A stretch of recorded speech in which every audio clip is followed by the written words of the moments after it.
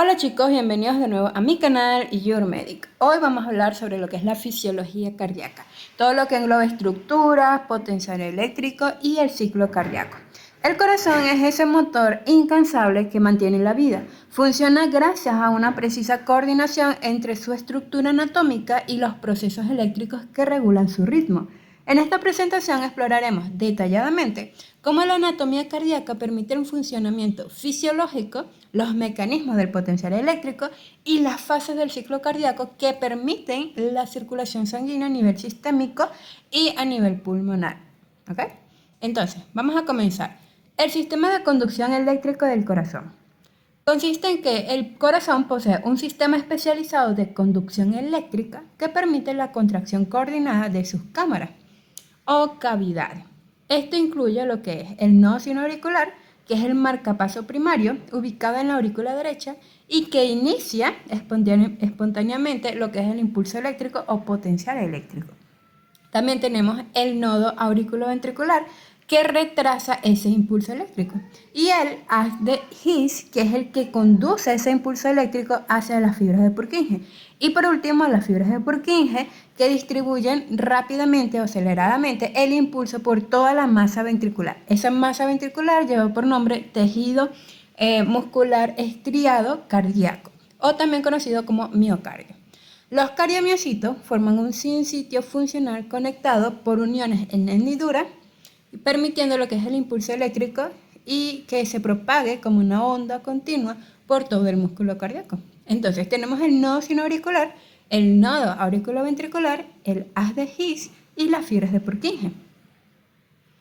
Aquí tengo el corazón, ¿verdad? Una representación de lo que es el corazón. En este caso, en la desembocadura de la vena cava superior tendríamos el nodo sinoauricular. Y en lo que es la zona de la aurícula y la conexión con el ventrículo, tendríamos el nodo auriculoventricular. ¿Okay?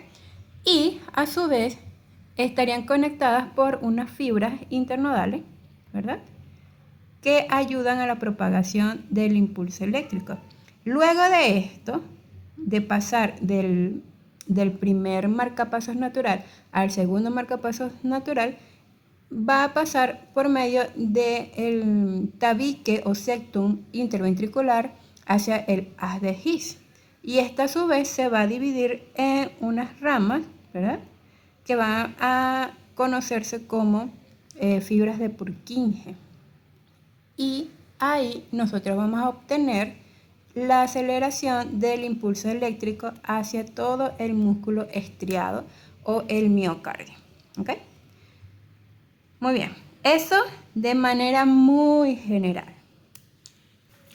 Ok, entrando en lo que es el potencial de acción cardíaco, las fases principales. Primero tenemos la fase 0, donde ocurre la despolarización rápida. Hay una apertura de canales rápidos de sodio provocando una entrada masiva de iones de sodio. El potencial de membrana cambia bruscamente de menos 90 milivoltios a más 20 milivoltios. Ahora, en la fase 1 ocurre una repolarización inicial. Ocurre lo que es el cierre de los canales de sodio e inicio de la salida de potasio.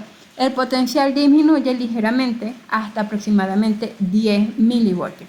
Es decir, de forma natural, las células en su parte interna poseen una polarización y por ende están en menos 90 milivoltios. ¿Qué ocurre? Que cuando comienzan a entrar masivamente por medio de los canales de sodio dentro de la célula, ese menos 90 pasa a más 20 milivoltios, ¿verdad?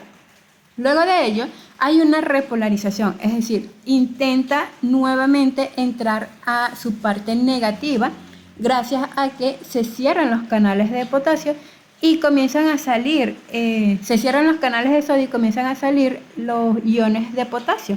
Y esto cambia el potencial de más 20 milivoltios a 10 milivoltios.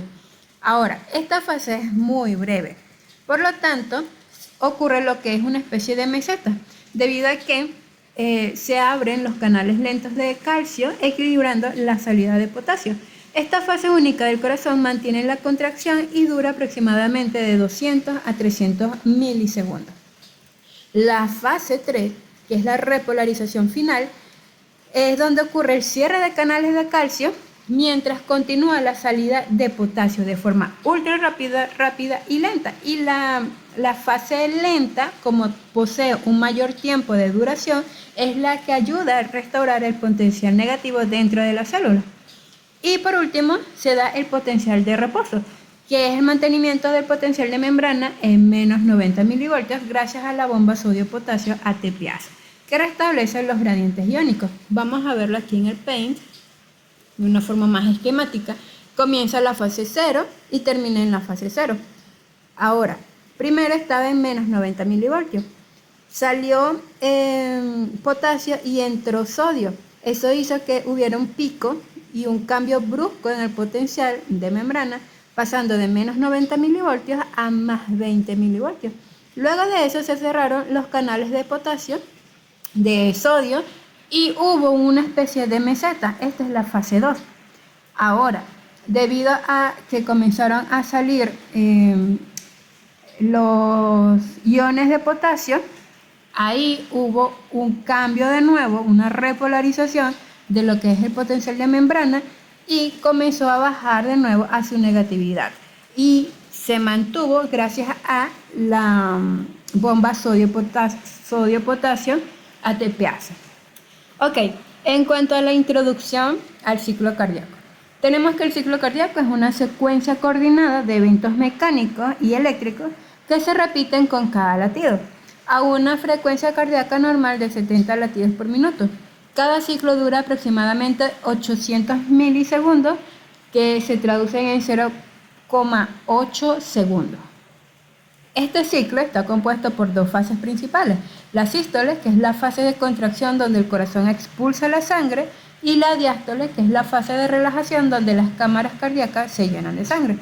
La perfecta sincronización entre aurículas y ventrículos es esencial para mantener un flujo sanguíneo continuo y eficiente a través del sistema circulatorio, enviando aproximadamente de 5 a 7 litros de sangre por minuto en reposo. En cuanto a la fase 1, diástole auricular y ventricular, que es el llenado. Durante esta fase inicial del ciclo cardíaco, las aurículas y ventrículos están en estado de relajación. Las válvulas auriculoventriculares, mitral y tricúspide, permanecen abiertas. La sangre fluye pasivamente, o sea, no hay ATP, no hay energía, sino que debido a que hay una diferencia de concentración de flujo en las cavidades, la sangre fluye pasivamente desde las venas, cavas y pulmonares hacia las aurículas y continúa hacia los ventrículos. Este llenado pasivo representa aproximadamente el 70-80% del volumen ventricular total. Es decir, se llenan los ventrículos en un 70-80%. Luego de esa fase se contraen lo que son las aurículas, impulsando el resto, que es un 20 o 30% de sangre hacia los ventrículos. Entonces es como una combinación de llenado pasivo y llenado activo. Esta fase es crucial para asegurar un adecuado volumen ventricular antes de la contracción. En la fase 2, que es la contracción isovolumétrica ventricular, tendríamos el inicio de la contracción, que se da por los ventrículos que comienzan a contraerse tras recibir el impulso eléctrico, y la presión intraventricular aumenta rápidamente mientras el volumen permanece constante. Por eso es isovolumétrico, porque el volumen de sangre no cambia. Y se ve lo que son el cierre de las válvulas auriculoventriculares, es decir, la válvula tricúspide y mitral se cierran, generando el primer ruido cardíaco. Luego, el estado isovolumétrico. Durante aproximadamente 50 milisegundos, todas las válvulas del corazón, auriculoventriculares y semilunares, permanecen cerradas. La contracción ventricular aumenta la presión sin cambiar el volumen de sangre. Y luego se da la preparación para la eyección. La presión continúa aumentando hasta alcanzar los 80 milímetros de mercurio en el ventrículo izquierdo y 20 milímetros de mercurio en el derecho, preparándose para vencer la resistencia arterial. Es decir, la resistencia que ejerce la arteria pulmonar y la arteria aorta. En la fase 3 se da lo que es la eyección ventricular. Es cuando la presión ventricular supera la presión arterial y las válvulas semilunares o sigmoideas, que es la aórtica y la pulmonar, se abren. Se inicia una eyección rápida de sangre hacia la circulación sistémica por parte de la aorta y pulmonar por parte de las arterias pulmonares, de la arteria pulmonar. Y luego el volumen ventricular disminuye significativamente. Aproximadamente 70-80 mililitros de sangre, volumen sistólico, son expulsados por cada ventrículo. La eyección ventricular izquierda distribuye sangre oxigenada a todos los tejidos del cuerpo, mientras que la eyección derecha envía sangre desoxigenada o baja en concentración de oxígeno a los pulmones para su oxigenación. Y por último tenemos la fase 4, que es la relajación isovolumétrica ventricular. El inicio de la relajación se da porque los ventrículos comienzan a relajarse tras la repolarización y la presión intraventricular cae rápidamente mientras el volumen permanece constante. Se da lo que es el cierre valvular. Las válvulas semilunares se cierran cuando la presión arterial supera a la ventricular, produciendo el segundo ruido cardíaco, que se ausculta como DUP. El primero era LUP y el segundo es DUP. Fase isovolumétrica. Durante unos 40-50 milisegundos todas las válvulas permanecen cerradas. La presión ventricular sigue disminuyendo sin cambios en el volumen y se da la preparación para el llenado nuevamente. Cuando la presión ventricular cae por debajo de la auricular, las válvulas auriculoventriculares se abren nuevamente, iniciando un nuevo ciclo de llenado ventricular. Ok, vamos a hacer un resumen con el PEIN.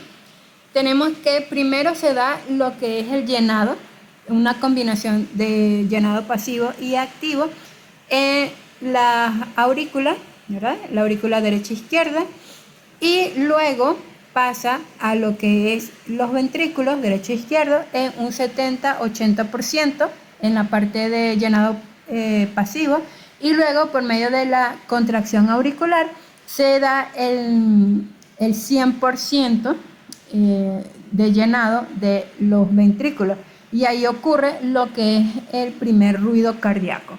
Luego de eso permanecen todas las válvulas cerradas para que comience lo que es la preparación de la contracción ventricular.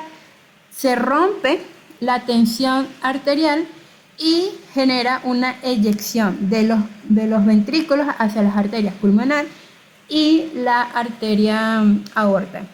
En la parte de la arteria aorta, la sangre oxigenada sale hacia la parte sistémica, y en la parte de la arteria pulmonar sale la sangre hacia los pulmones, y esta posee una baja concentración de oxígeno y va hacia los alvéolos para poder obtener una mayor cantidad de concentración de oxígeno y regresar nuevamente a la circulación. Ok, eso es todo por este vídeo.